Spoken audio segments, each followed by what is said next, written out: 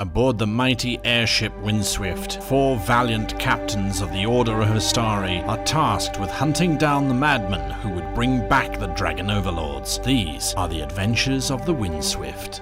Hello and welcome to this episode of the Adventures of the Windswift. Our intrepid explorers have just managed to do some dastardly damage to several inhabitants of the ziggurat they're in, but to tell us more, our Dice of Destiny tells us that it is number 1, Simon.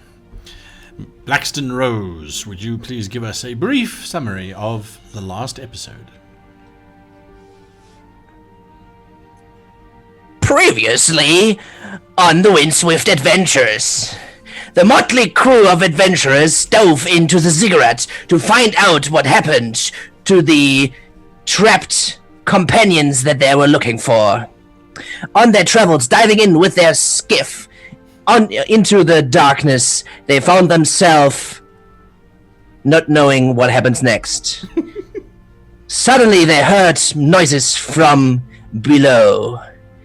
Upon further investigation, they found a giant centipede that didn't so much as waited a second to try to attack our heroes on our small skiff. With quick reactions and swift strikes, this beast soon met its end and demise. It was burning down, falling back into the chasm it came from.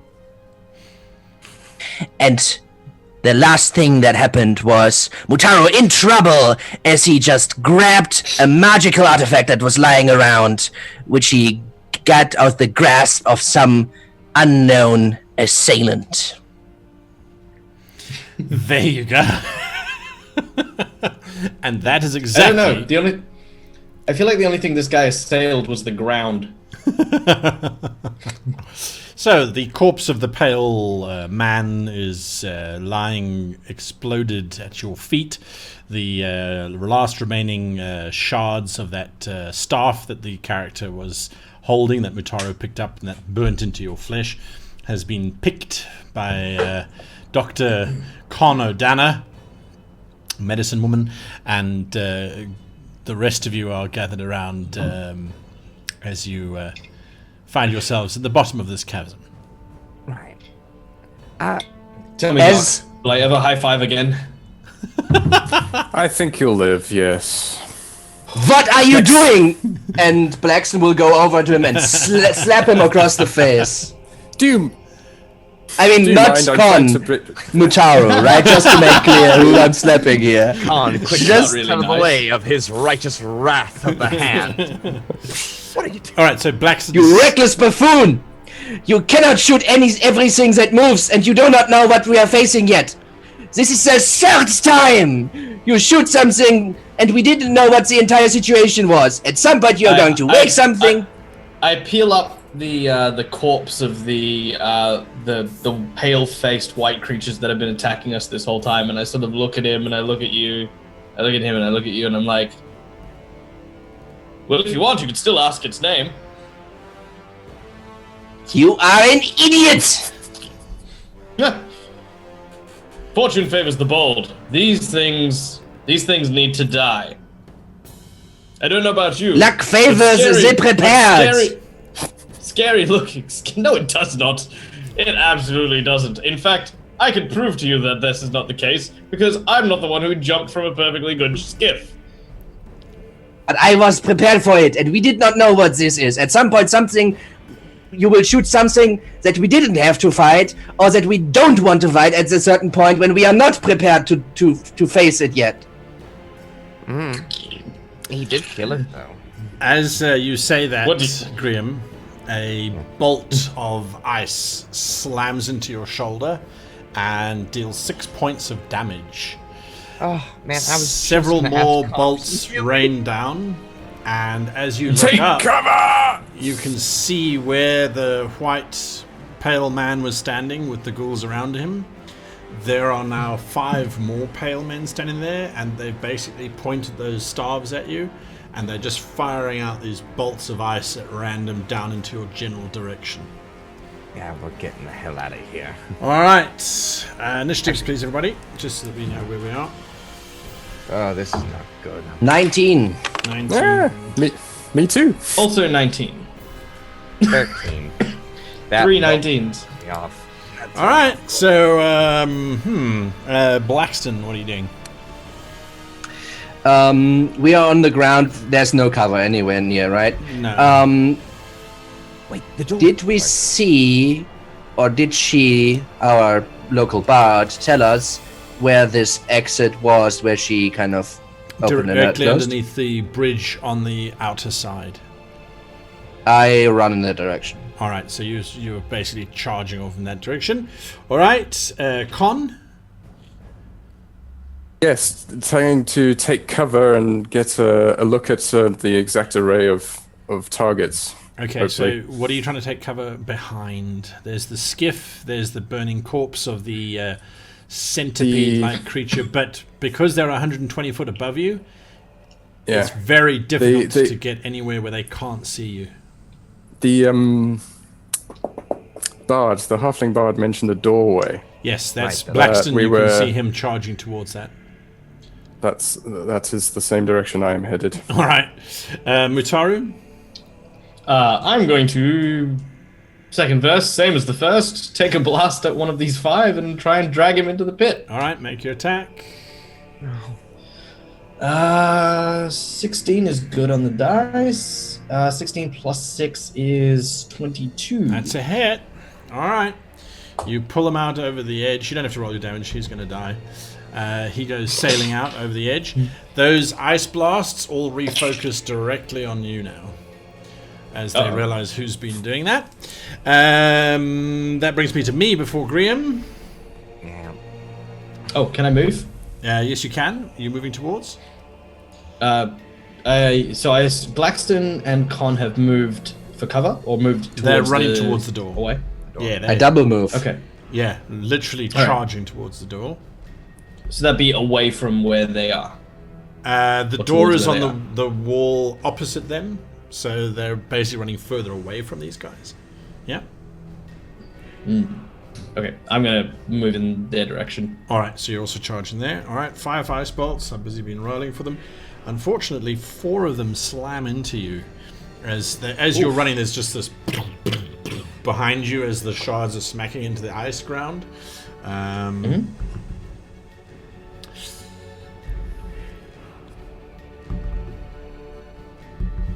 And the last one. Oh my All right. Nice. 18 that damage. Just pouts 18. as it smashes your shoulder, it hits you in the lower back. There's another one that clips off the top of your the boss of your horns, and then another one slams into your thigh. That is against my AC of 16, yeah. Yeah. Yep. The D20 does not like you today. It does not. No. Ow! You're still standing? Well, limping. All right. I've got 1 hit point left. Perfect. Graham, you see Mutaru just get slammed by all this ice as they're now obviously waylaying into him. There's 5 of them still firing. How far away is the torch? The torch? The one torch that he dropped, or does Blackston have a torch on him right now? Yeah, Blackston's got a torch, we'll say, because he was cutting teeth and that sort of thing. So that is his full movement away, which is 120 feet, give or take. Isn't That's it? fine. In that case, It's I 30 feet movement, 60 Oh, feet. 60 then. feet. 60 feet, yeah. in that case, I'm going to just quickly yell Mutaru, just don't be dumb or die, run! And I'm going to use my action and bonus action to dash. All right, so So you're that's just 120 you're feet. legging it. All right, you're just running. As 90, fast as- right? 90 feet, yeah. You're just What? running as fast as you Th- possibly move 30, action 30, bonus action 30. 30, yeah. 90. Well, no, because like you get the All right. you get the actual like dash effect, which Sure. is like double your No. movement. Yeah. You get 30 feet, and 30 feet. Either way, it doesn't Oh, is matter. it? You're Okay. rushing across the ice towards the door. The door is not that far away from you. There's just one last round. Blackston, you arrive at the door. I am not at the door at the end of my last turn, right? No. You're just getting there now. Okay. Yeah. Okay, yeah, I wouldn't run farther. I look to Con and say, open that door! And I kind of turn around and say, Mutaro, you fool, run! And I move back towards him and interpose myself between him and those assailants that shoot from above. All right, perfect. Con, you're being... Well, yes. And run with them, right? Like, Yes. mechanically, like, roam around. It's just like I want to How shoot him. far away am I from both Mutaru and the door? Mutara is 30 foot behind you. The door is 30 foot in front of you. Perfect. I will run to the door. Right, you get And to I the will door. then turn and cast some druidic magics with some druidic language. I impart magic as I shout healing word to Mutaru. All right. Woo! Oh. And infuse him with 6 points of health. All right. And turn to the door. These green tendrils grow over the bruised shoulder that you have and reduce the pain slightly. Mutaru. Doors. Okay. You've got. I basically push past Bax and get out of my way. Well, Blackston's shielding you. Yeah. Yep. And I will. Well, again, I run at _3, so Sure. I'll. Yeah, you get to the door. I'll run. Yep, I'll run straight at the door and then just try to push it open. All right. The door opens outwards, but yes, you wrench it open. does it? Yeah, absolutely. You wrench it open. There's a short corridor with some stairs going down from it. It's quite dark, however. Yep. I'll duck around the. Well, basically, I'll duck so that I'm out of the line of sight, and yell out, "Come on, quick!" All right, as you disappear in there, that brings us to my people. So they're firing, and they'll still, they're targeting in the general direction of Blackston. That's okay. AC is 18 right now. That's right. So that's one hit. One hit slams against your shield as they fire in succession for a grand total of 3 points of damage. It's more just because of it's a concussive force and ice sort of shatters around you. Graham? Am I up to the door? Oh, yeah. You can get up to the door, not a problem whatsoever. Mutaro's already charged in. Oh, are the doors open? Yeah, he opened up the door and charged in, yeah. Yeah, I'm just. Actually, how far away are those assailants? Now they're about 150, 160 foot above you. You know, I'm going to take a shot at least one of these men holding the staffs. All right, and so he'll you- be with disadvantage, right? Sure. Yeah, long range. Yeah. 80 is your... That's why I don't like the shotbow very much. smaller than a longbow, so easier to true. transport. Oh, but I rolled okay, so that's still 23. 23, that's a hit. Do damage. Okay. Nice. Da. Shoot in his eye. 10 damage. Nice. That's max. Wow. All right. Your arrow lodges deep in its gut, and it clutches it drops its spear. Actually, wait. I rolled with the wrong die. That's why I'm like, oh, I rolled with a D8 and I rolled a 6. Ah. You want me just to roll again with the D6? That would be fair. What would be fair would be to say that you do no damage, but yes, you can roll a All d6. Alrighty. So that's only 6, because I rolled a 2. All right. That slams into it. It skims across its side. It lurches, causing it to react quite violently. Back to Blackston. Mutaro's I'm just inside. moving in, though, by the way. So am I the last one out? So No, basically there's you and shielding Con. them. There's you and Con. Yeah. Alright, I would still kind of move with Con. Like mechanically this would work Yes. as moving up to Con, ready in action to move back with them. Yes. That's not a problem. I mean, that's the problem with round by round, right? Yes, This is like, yes, I don't have an issue with that because you're all moving on the same initiative as well. Con, unless you are staying outside, are you moving in? All right, and with that, And then- you move in and slam the door shut. There is still a sound from without. Oh, before I slam the door shut, yes. where is Miss Sorry? Miss Sorry has been moving very, very, very quickly in the shadow of all of you. That's good. Yeah. Okay. But just because before I close the story, because the little halfling's legs don't cover the same distance, right? Yeah. No, she was very smart and manages to make her way. just wanted to make sure here. And as you slam the door shut, you hear this as more blasts slam Kind against of it. leaning against the door and kind of sitting down. Yes. I think Is they're there rather a- annoyed with you, Mataru. Yes, I think the person I killed was quite important. Maybe the second one was. I don't know. Is there anything? Sit down, let Does me it have a look look like at I you. can barricade the door? So from this side, the door has obviously been designed to take quite a lot of punishment. And there are several bars that can be placed across it. And there's actually a second door which can be closed over that one to totally secure it. Yeah, I'll grab a bar and place it over it so it's secured. How much healing ability do you have left, Con? Can't hear You you? have suddenly... Yeah, silence has been casted on you, Con. Okay, I'll No, we still can't hear you. Christ. I don't know what's wrong with it There there. you go.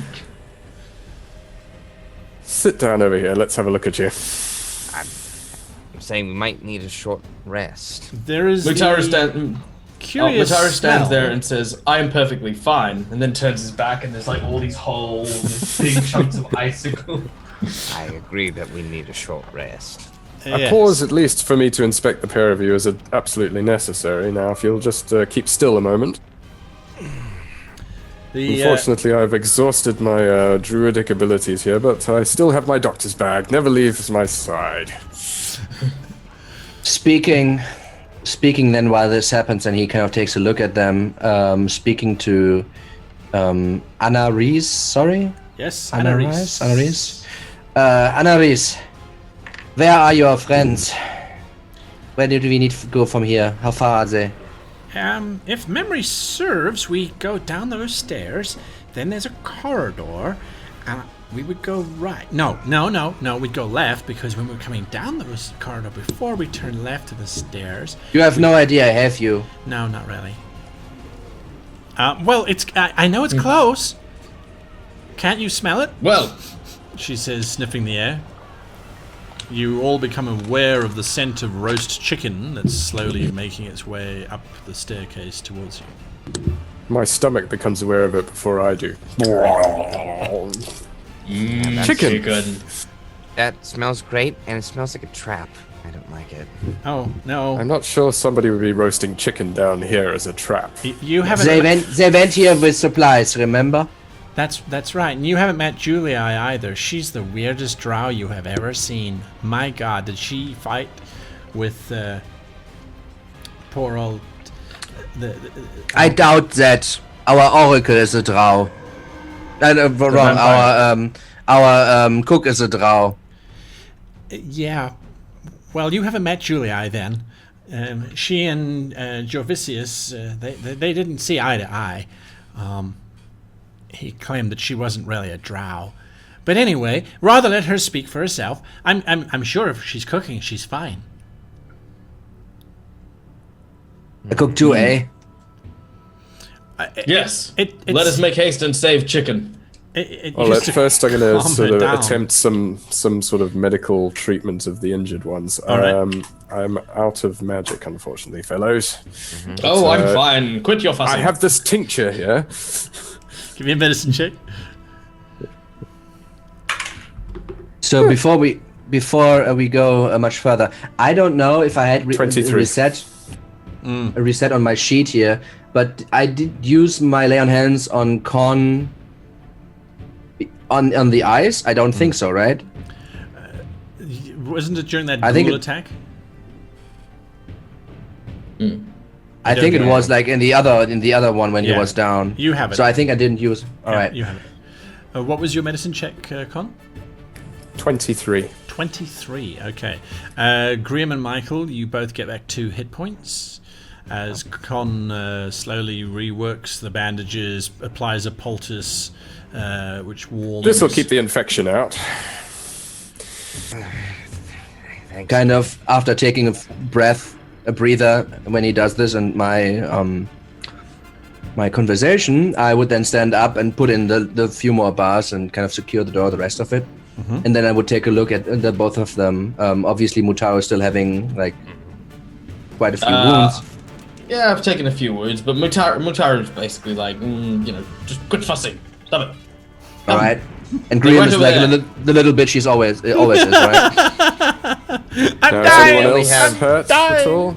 I only What have about you 6 two? hit Are points you left, but All right. So, taking a look around and seeing Mutaro being very sure of himself, I kind of I respect that, and kind of go over to Graham and kind of take a look at him, and look him like in the eyes and says, "Very well. Now close your eyes for a second here," and I kind of put my arm on his shoulder, where I assume like one of the Look, wounds- Bataru, this is the religious stuff we were talking about. I'm sort of sneaking up behind Blackstone. Nah. I'm rearing up to slap him across the head, and I'm like, no, he's healing. And I heal you for 5 points. oh, well, thank you. I was just gonna suggest we do a short rest, but that is more than sufficient. All right. Shall we go find this chicken then, gentlemen and lady? Chicken. The corridor leads to the short set of steps, which lowers 5 foot. Yes, Grim? Yep, I would actually like to stealth and check ahead. Sure. Good idea. Sure. Yes. Then I stay a little bit further away. This is pitch black without light, right? Without light, it's completely dark. And then I stay a good way away to not give away his positioning. All right. I mean, I don't know if you can see in the darkness, but I mean that's his issue. We're about to find out. Oh, that's Although, right. as we're proceeding, Yeah. I mentioned that obviously the creatures that were up on the ridge, we originally thought that they were only ghouls down here. Obviously, ghouls being very direct, very kind of thing. But these other things, do you reckon that they might be in charge, as it were? People who, being in the lead of these other ghouls? There definitely appears to be a hierarchy.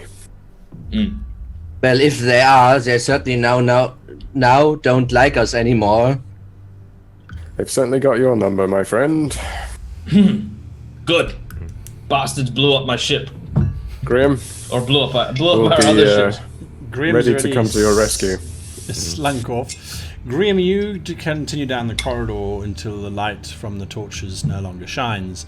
And Trying you to go like, at maybe... the very edge. Yeah, you maybe travel 10 feet further in the darkness before you start to see light coming from ahead of you. And there is a 15-foot corridor, and then there's an archway. And beyond that, you can see there's obviously some kind of bigger chamber with flickering firelight and the sounds of someone banging or stirring some kind of pot. Okay. So I'll quickly just kind of go back, go back. Okay. So it seems that you're right. Sorry that someone is cooking. But just in case, it could be something cooking your friend. Someone to go double check.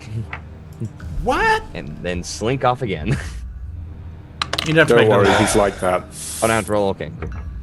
He never really paid attention in interpersonal relationships, I fear.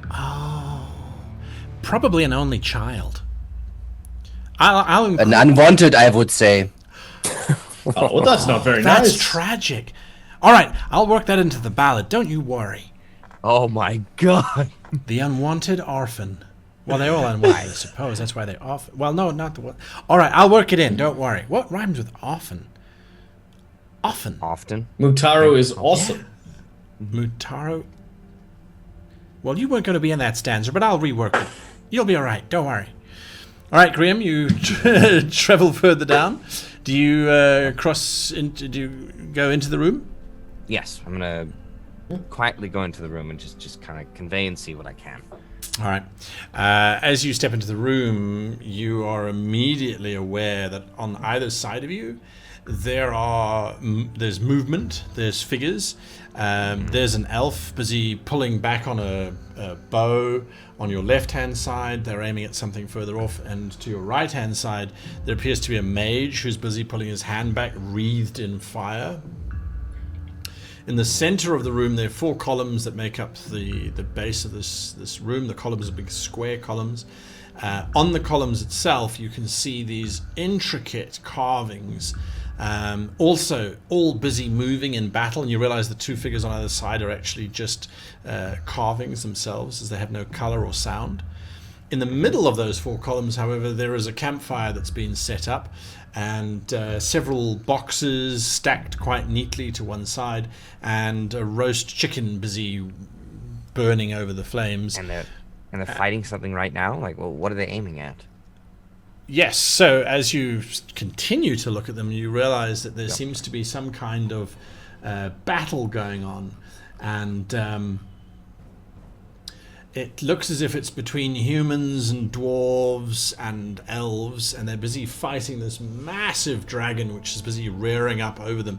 And every now and again, the dragon smashes into one of the figures, and the figure is literally almost thrown out of the wall.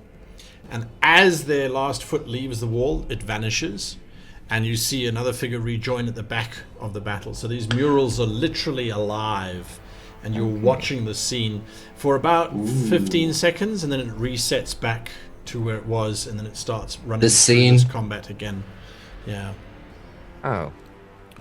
Right, so I'm going to leave, immediately turn around, and just go up to them and be like, we should not go in there. There's a dragon in there, and it's attacking probably most of your friends. And I don't know if we'll survive that. Wait. We didn't see a dragon. Well, there is a dragon in there, and it's fighting right now. Don't Honestly, I walk down the corridor. I charge. But It's too Yeah, big. I charge after Mutaro. Just like It's a dragon. Oh, I think I'm he's sure tried it Wolf isn't. one too many times. Anyway, as his companions charge thunder and generally run in the direction of the dragon. The lack of sound is perhaps a bit of a giveaway. But yes, the 3 of you charge into the room. There's a shrill shout from someone in the center of the room, but then you see these walls which are alive. And yes, there is indeed this dragon. It's at least 30 foot tall, as it's carved in as mural, and it's busy waylaying into the alliance forces of humans and elves and dwarves, ripping them apart. They're definitely losing this battle. Is he with You us? don't see any. Are you you don't see with any us? Chung losing this fight. Are you with With us? My mistake. I thought that it took me by surprise. I thought it was real. So, are you telling me that we cannot trust your word in these very important issues in the future? No. Or do you of course just not. think this is a joke, what we are doing here? Absolutely I- not. I just Because you're behaving like it. I mistakenly took it for something actually. So cut not- the shit. I'm not kidding. Whoa, I'm whoa, running whoa, on. I'm running whoa. on like Guys, 3 hours we're all sleep. friends here, okay? Relax. Let's go over to the chicken. There is a woman standing, holding a ladle in one hand. Her other hand is glowing with energy. It seems to be some kind of divine power. She sees Sori, who's busy running forward with her hands waving, shouting, Julii, Julii, you're still alive. The woman She says surprise. She looks over at you 3, and then she looks back at Sori. Are you going straight after the chicken? We're here to rescue you.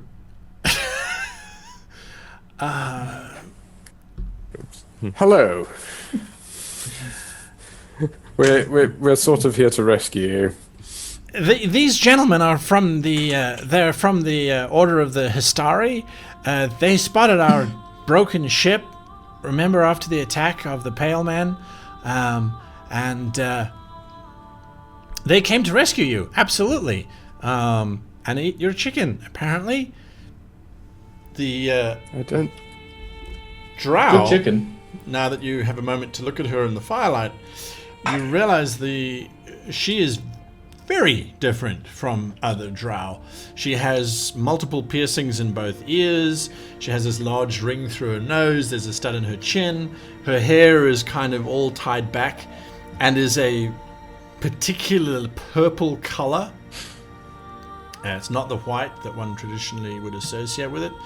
And she's dressed in these very masculine-like leather armor with bits of chain in between. There's not a drop of silver or spider web on her anywhere. And she looks at you. So how is the chicken then? Oh, Please forgive you have our no idea. companion. Well, I made it for someone to eat, so I assume it's being put to good use. Mutaru, stop eating their supplies. Put it down. Now. Put down. We're very sorry. Sorry. This mural is magnificent. I don't think I've ever seen anything like it. Oh, that's right. You're Histari. I forgot. Yes, you must understand, the Ice Elves were particularly advanced in their magic. This is just one example of it. Well, one of the reasons why we were so desperate to get inside the temple. Sori turns around. How'd that work out? That is after we found after the crash and after the glacier exposed this place. Julia looks at the four of you. Yes, of course, after all of that had happened. We have been here for quite some time, but then there was problems. I think, however, that you may have saved us sufficiently, yes? We received a think so. distress call from your oracle. Well, Ah, yes, poor Asselin. She is so impetuous in her ways of interpreting situations, yes? is she here with you? Sadly, she did not survive. The ghouls took her before we could... And aren't you the least bit worried about her? We have reason to believe she still lives, or at least was alive after she was taken from you.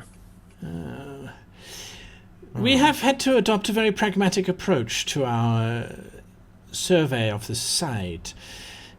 It is unlikely that she will have survived, and... Well, your survey is over now. We need to gather our supplies and leave. I will bet you a hot dinner she's still alive. And you have just had a hot dinner, my Chung friend. Well, all this muscle doesn't grow on its own.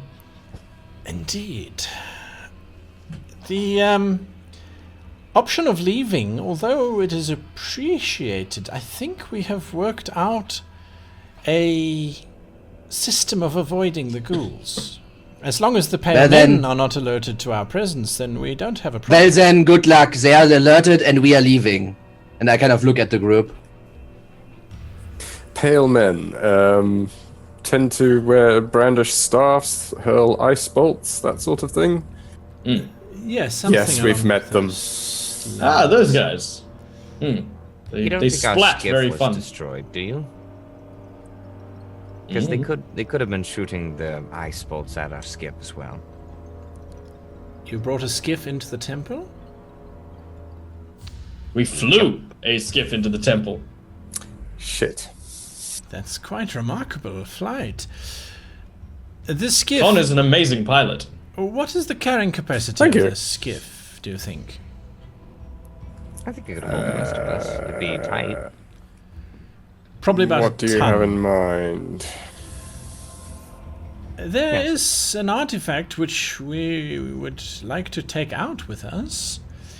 Is this of serious threat sort of artifact?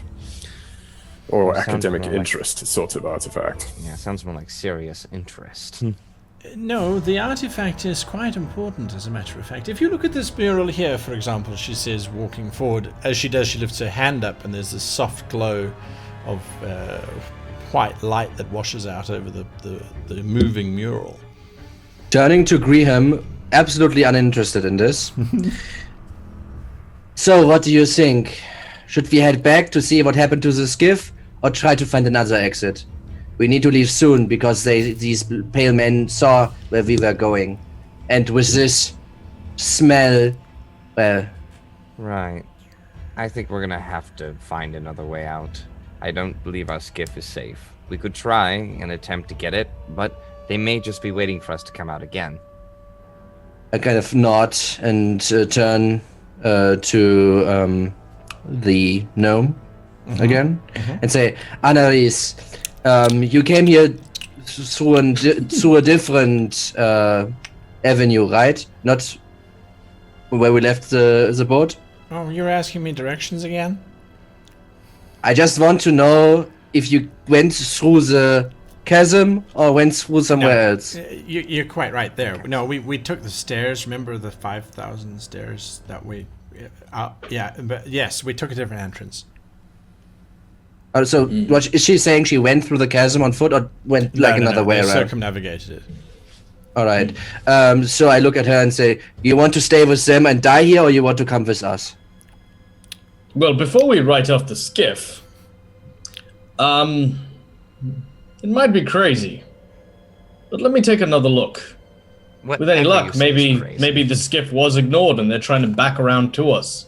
Yeah, that If is they know, actually they know where It's this worth a place look. is, and if they saw where we went to, there's obviously another way in. So this is my next question. When we were heading down the chasm, the sides of the chasm, you said there was also stuff. Are there like balconies or windows that go into the chasm, or is it like a sleek ice wall? There were not so much balconies, but there were archways that led into the Were chasm. openings. Yes, correct. Okay, so then I would say then we should try to find another way and not go out the way we came in here, where they would expect us, perhaps. Or what do you think? Well, I don't think they'll expect us to go back that way. Not after, the bombardment of attacks that they unleashed. And don't if you forget, fear- it's only the pale individuals that can shoot us. And I it see. didn't look like they had mass numbers. So they'd have to pick their resources. Well, I see All where right. you're going with this, but that means time. So we're gonna have to decide whether we're willing to risk waiting for a chance to go back and check the skiff, or trying to find another way out. Or we could do both at the same time. Look for another way out, but in, let's say, an hour's worth, then we can go back and check the skiff and see if it's being watched. The drow another- female steps forward. I'm very sorry to interrupt your deliberations. They are very important, of course, and one must always know one's way out, but there is something in this temple which we must retrieve. At least, certainly, I think it is of great importance, and it is one for which I am willing to sacrifice the lives of, quite frankly, all of you. Well, that you are Agrelica. That is We are correct. not. Yes, I understand this, but at the same time, this artifact is what the Ice Elves used to protect the ziggurat from the dragons for almost 400 years of continuous attack. Should it not be recovered in the event that there is a return of the dragons?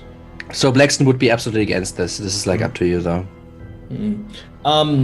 As a curious question, the mission statement of the Octorelica is the destruction of artifacts generally. Right. So is it unusual for this kind of request to come from a member of the Octorelica to try and actually take an artifact from that era? Well, they might need help destroying it. Yeah, destroying it would be their first and foremost option. If you think about her situation here, she doesn't have a ship, she doesn't have the rest of her crew. There is this artifact here. What are the chances of coming back later on to retrieve it? Well, maybe, I don't know, that's up to you to decide those chances. So for her asking to retrieve it, though, is unusual. She should have asked you to help her destroy it. Right. Like, what do you plan on doing with this artifact? Am I still being shown the mural Well, no, at this she- point? Yeah, well, she's standing in front of it, and you're watching dragons now breathing fire on the ziggurat. That's on the second wall. And the ziggurat seems to remain intact, with the dragons just constantly pouring fire onto it. Mutaru will bring the group together aside from the two Octrellicar members and bring up obviously that concern that it seems like a very odd request. I don't think honestly it's in our place to deny them this request, but our main objective is their safety. So what I'm thinking as a suggestion, Mutaru can move very quickly when he needs to. And if me and Con were to go the way we came and try and secure the skiff, while the two of you take the two of them up the back way, if we find the skiff is intact, we can pick you up halfway through one of the arcs. If, however, it is too dangerous, I'll just double book it and catch up to you guys. So, this seems that you do not want to find this artifact. Is this correct? Well, the thing is that she needs our skiff to get the artifact out of here. If there is no skiff, this is a moot point. I don't like her. This is true about it, though. We can't carry an artifact if we don't have a boat. Exactly. I mean, it depends on the artifact, right? I mean, if it's an And amulet why or are we something. taking an artifact away anyway? I thought we destroyed these things. Well, that's exactly the weird question, but it's still, it's still Like, kind of prudent that we make a decision sooner rather than later. So what Braxton would bring up is our job was to find out what happened first and foremost. That was our first and foremost, would find out what happened. And then it was important for us to help these people, right? But that was mostly on us, not necessarily. This is all on us. We haven't actually. I'm just saying, right? To be here. From like official kind of situation here. What Braxton would bring up is like, if they want to pass on any information, if they don't want to come with us, again, like I don't want to. Me as a player is a different story, but I don't want necessarily to help them. I want to get them out, and if they don't want to come and get them out, that is their decision, right? If they want to pass on any information or whatnot, then we can take this with us if they want to do, and if they want to leave, sure. But our job is not finding artifacts. Our job is specifically to find people. Yes, but our job, we're not even here in any remote capacity for our job. We are here to help our comrades, and abandoning them defeats that very core tenet of being a member of the Order. We each may have our different mission statements, but at the end of the day, we are allies. We could debate philosophy for a bit longer, but I think we probably should see if the boat is intact or not, because so much of our plans depend on that. Right. Absolutely. I'm just saying, like, what the mindset of Blackston is here. Oh, right. Oh, I thought. Yeah. Sorry, I was. But this isn't me necessarily. This isn't me necessarily talking as a player. Okay. So, does anyone have any objection to the plan of splitting up temporarily? I don't see a reason to split up. I think that's generally a bad idea. I think we can take the extra 10, 20 minutes or so. I think we just should take stay together.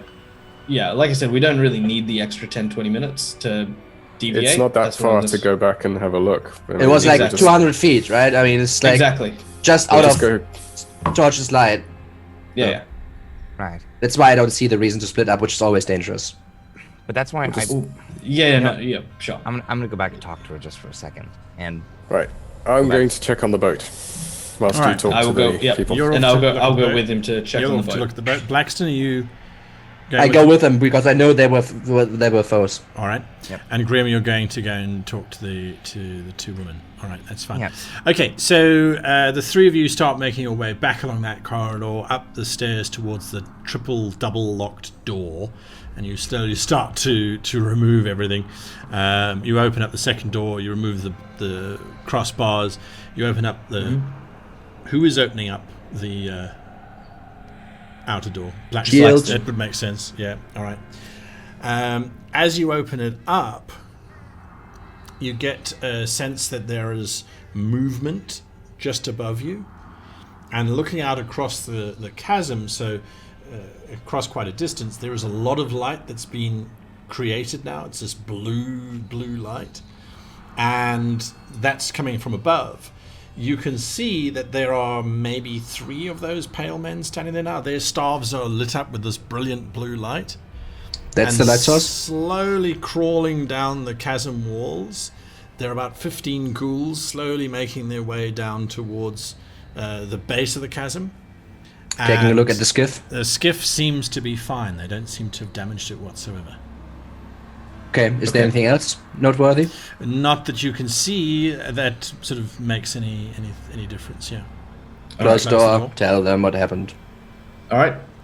All right, Shall we take the skiff? back to Graham. Right. Gonna go up and quickly ask that very, very pushy drow.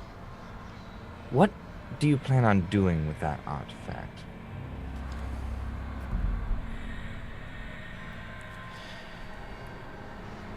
You must understand that this is not just any ordinary ziggurat. This is the ziggurat that stood against the dragons. Our orders are focused on keeping the dragons at bay. But what happens when they escape? What if we fail?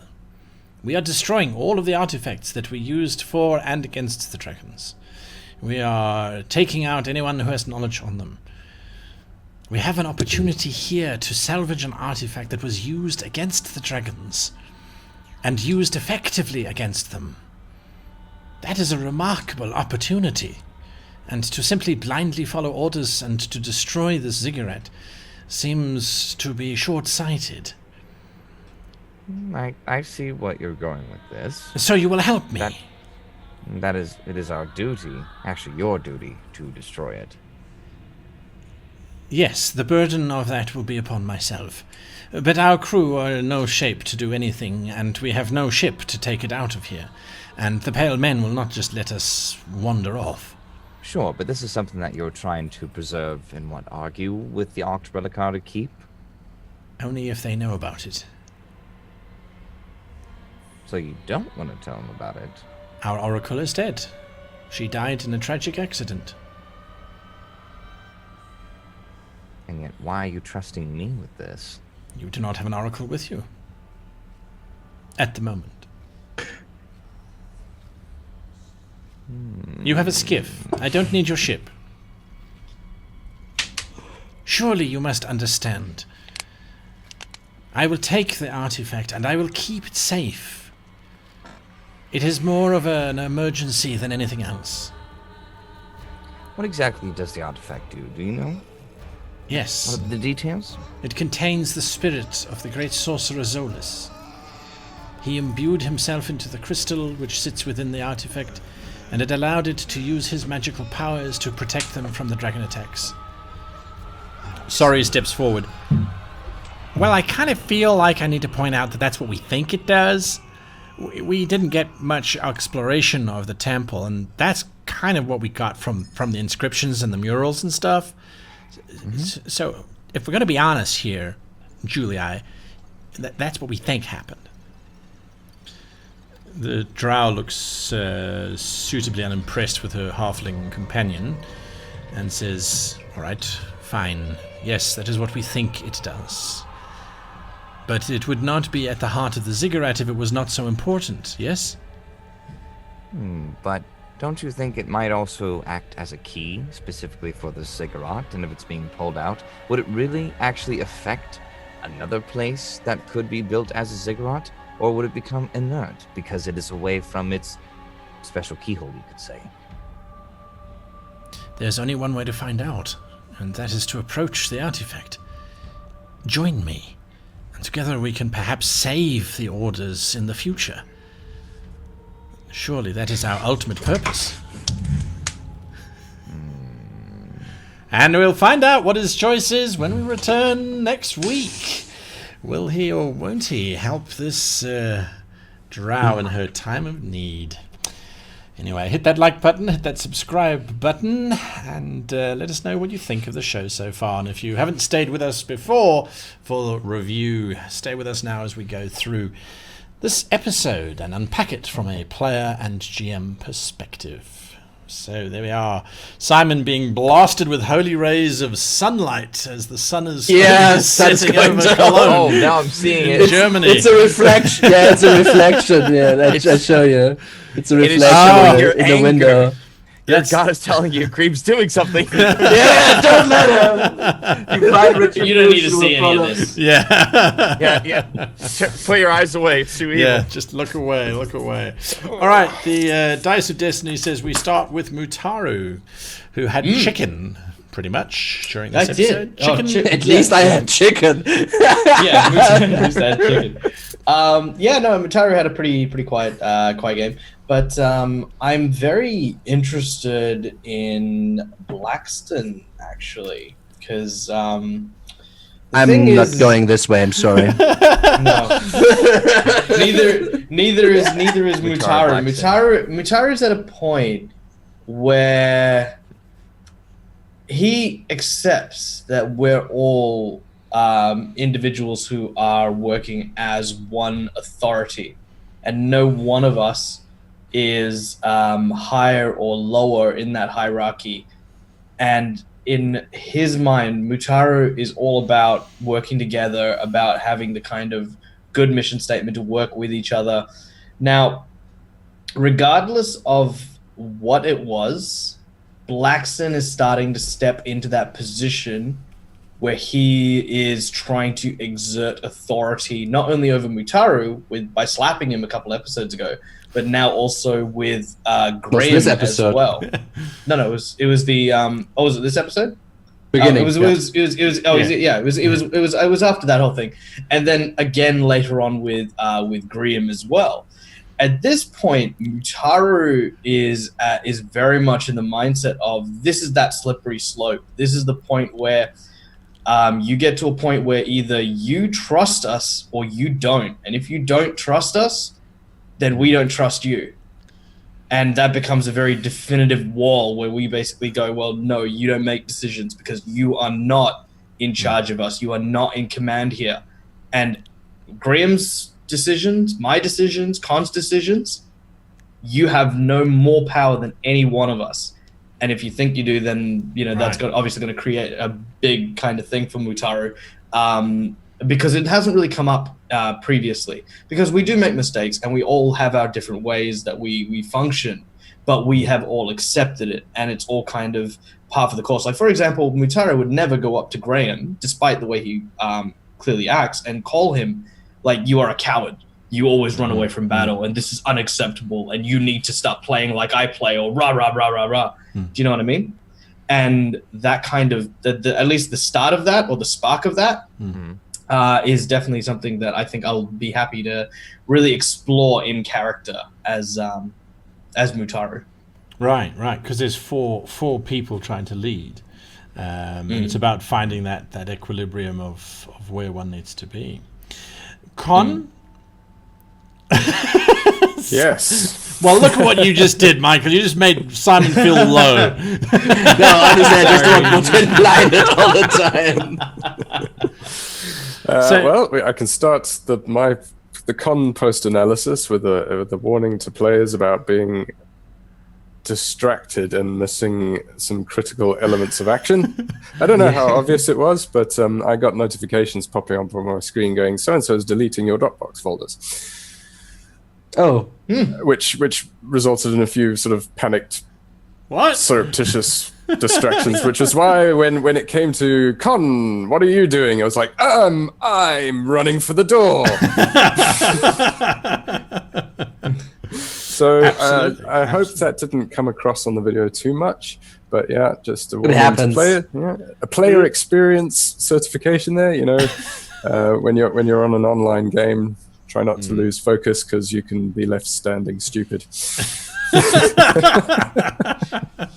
Absolutely. As for the rest of the session, I think, yes, there is a bit of power play starting to emerge with the characters, but I think it's more that we feel a sense of urgency to get things done.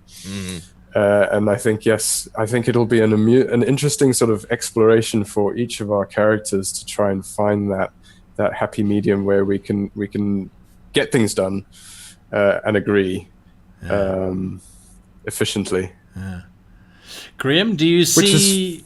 Sorry. Fantastic, right? Which is, makes for some great interpersonal drama. I think in this kind of a setup where you've got strong characters, authority, Absolutely. Well, I was going to say, Graham, do you see a potential in the future where there's a split away and maybe one of the PCs becomes a nemesis for the party? Oh, I really do. But which Are you honestly, volunteering? I definitely saw no. No. Wow. But, if I had to I make an saw- insight check right there on that roll, I'd be going, he's saying no, but inside he's going, oh, yes. I'll burn you all. What was there like? Ultimate power. I definitely saw like the power play, and even though like sure, I definitely understand like your character like yes, you're obviously oh my god, why are you doing all this stuff? Which one big screw up. I had very little sleep, so when you actually told me about like the dragon like hitting things for literally a second in my head, I thought, oh my god, this is actually happening. I gotta go tell them. That was my literal thought process. And then after you tell me like the wolf cries the second time, I'm like, oh no, that was all fake. Oops. I'm like, go with it. You gotta keep going. Just go with it.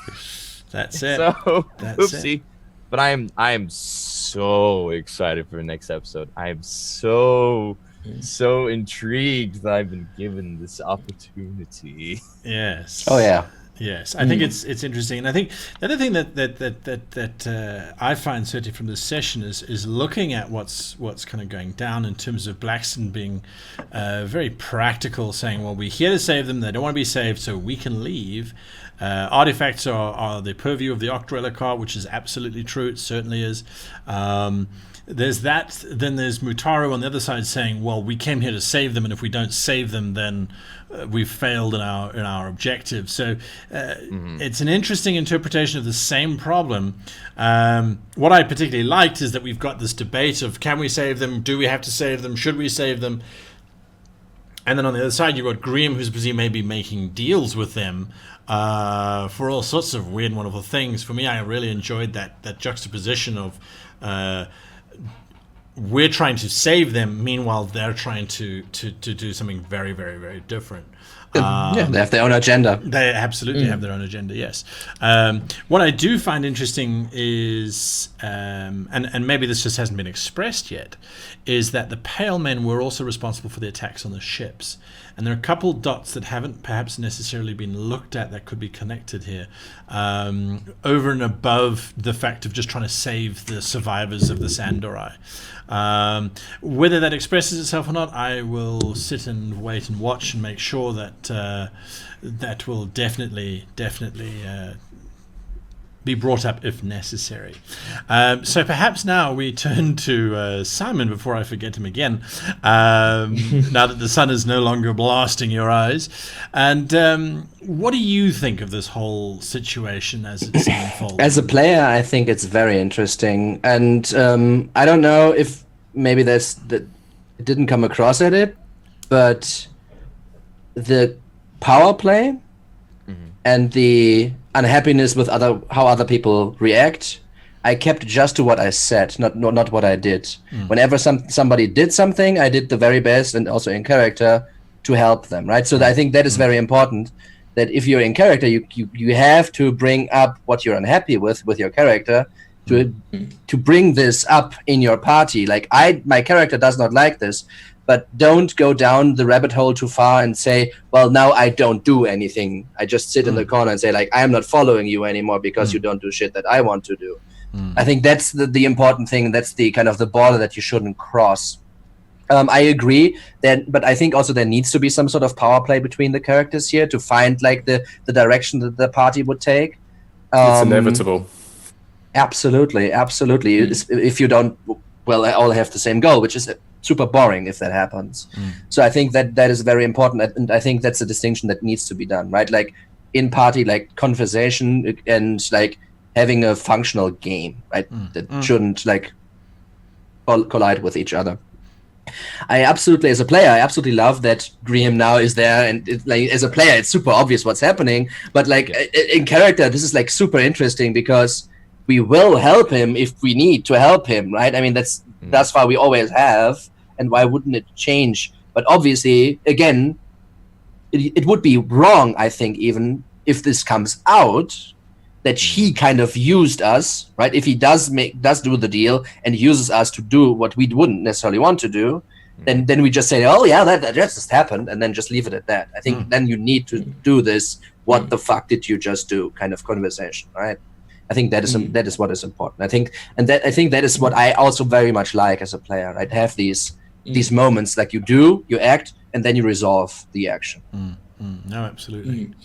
Yes, Freddie. That was the interesting thing about the power play. Like, I forgot to mention was like, even though you guys were having it, and even though like you were like calling me out in some things, Greem took it, but kind of put it on a separate block or just ignored it for the time being, because with his thinking, like, he's not really a person who's gonna fight for dominance or fight for power, like, unless he absolutely needs to get something done, because his thought is always like just survival. But then beyond that, it's going to be with his interests and one true goal. Yeah, absolutely. All right, well there you go. Some insight into this. Michael. Sorry, I did have one question, which I think the audience will also kind of benefit from as well, and that is, there are 3 orders which we are a part of. One called the Hastari. Now, obviously, the Octorelakar and their mission is to gather artifacts and destroy them. Hence the whole drama that comes around here. What is the go with internal affairs? Like, who is the people that keep track of us and make sure that we're not doing the wrong thing? Because obviously there was something in the chat, the player chat, between, I think, Simon, he mentioned it before. It's like, is this our jurisdiction? Is this something that we act, because obviously we are the anti-villain league, as it were, so we go after people who are actively working to bring back the dragons or bring the allies of the dragons and stuff like that. So obviously these guys don't seem to be, at least on the surface, in our jurisdiction of what we do. So yeah, how does internal affairs work? So who does that fall under? That's interesting. Well, I think it's interesting anyway. You, as the Hastari, technically would have jurisdiction here over this drow Julii. By her declaring that she wants to use the artifact rather than destroy it, she's now just become a person who is trying to support or subvert the order, which means the Hastari now suddenly have jurisdiction over her. Remember, the Hastari can look into anybody who seems to be acting against the marching orders of the planet of Braxia, that we do not support dragons, we do not support those who think about dragons, we do not support those who would try and bring them back. So in her defiance, theoretically, she's now just declared herself as a person of interest to the Hastari. Because if there's an Octorelakar member running around who's not destroying artifacts, why is she doing that? Who's she in league with? I mean, that's the closest thing that we could have to a super guy, right? Like the evil dude who works inside, who gets all the information, and then... Correct. Where it becomes interesting is who then patrols the Hastari, who makes sure that they are being scrutinized, and it's not them who are suddenly becoming this dominant order, just declaring any enemy having an affiliation to a dragon and then being able to sort of take them out. From a game perspective, that's done through the oracles. Every time you communicate via the oracles have access to your minds, and they are checking for what's going on. That's not what they told us. That's not what they told your characters. Yes, so your characters wouldn't know that. Your characters also wouldn't know that the oracles are patrolling. All that your characters would know is that the Order of the Hastari have never had a traitor in their midst, and have never been betrayed. Absolutely. Because if they were, the it needs other to members, be this way. Yes, the other members would have found out and would execute or attach their people. Now, in terms of perhaps a little protocol, when you find somebody that has violated those laws, it is, generally speaking, your responsibility to take them out, to eliminate that's them. what I thought. There's no, we must take you back to our central area and process you and prosecute and prove. It's just a case of they get eliminated. Afterwards, however, there needs to be substantial proof that this was done. Now, traditionally, that's a court of inquiry held by the deacon, who then asks the 4 of you separately to give your accounts. And then if they match up, which usually they do, it's a case of, all right, fine, yes, this person was obviously bad. If you can actually find some evidence that they were doing whatever it is that they're doing, that's even better. And again, it's very seldom that... From my understanding, this would be kill the drow, don't kill the halfling right now, the situation, how it looks. Because the drow is actively like pushing this agenda and the halfling is kind of like, but do we really? Like, correct. He's more like influenced. Correct. That's how I see it. Quite possibly so, yes. So it's something to look into. It was a good question to ask in terms of how does that work. And I think it's also an interesting question from a GM perspective. I mean, I could possibly, if I compiled it all into a document, I could have given you this giant document on the manual of the Histari, but you would have to have read through it, and then suddenly you've got this field guide that you've got to try and remember. I find it more interesting to unpack it as it goes along, because then there's more of a visceral nature to the information. But I mean, what do you guys think? No, I think it's a time-honored tradition of sat around the gaming table as you go, right, you ask your GM. Right. Would my character know this? Would my character know that? That's how we've always played. I don't have a problem with it. Is this something I would know? Does this seem right to me? That sort of thing. Right. Yeah. It's a simple question, is that? Yeah. Exactly. I absolutely agree. And as a GM myself, oftentimes these are very detailed things that you don't actually necessarily have thought about before. So like just that it is fairly like ludicrous to think that you will be able to write down the guide of this is how it is, and this is all the like. I have like books upon books of laws here, which are like like half the cabinet, right? I mean, like this is not happening. Actual. Sure. I'm a big fan of hybridizing, like the best of both worlds, as it were, because some people obviously respond very well to conversations and remembering obviously these discussions and stuff, whereas other people, obviously references are a really good tool to use as a table, and it also helps with consistency to basically say, yes, look, Sure. I remember this. I remember this. You said that, and oh no, but I said this. I think it was that. Having something tangible kind of eliminates all that. Gotcha. I think as it was said before, like being able to sort of have that visceral, back and forth in terms of exploring the information is really good. But I think it kind of then needs to be taken by the players and made into a certain, Sure. something. Sure. No, it's good. All right, well, thank you for joining us for this rather long discussion behind the scenes of some basic game mechanics ideas in terms of how to bring in homebrew rules and things, as well as character conflict, which is always interesting. Until next time, hit that like button, hit that subscribe button. Thank you to my players for creating such a fun game. At least I'm having fun. And to all of you and your parties, I wish you the happiest of playing. Where's my mouse?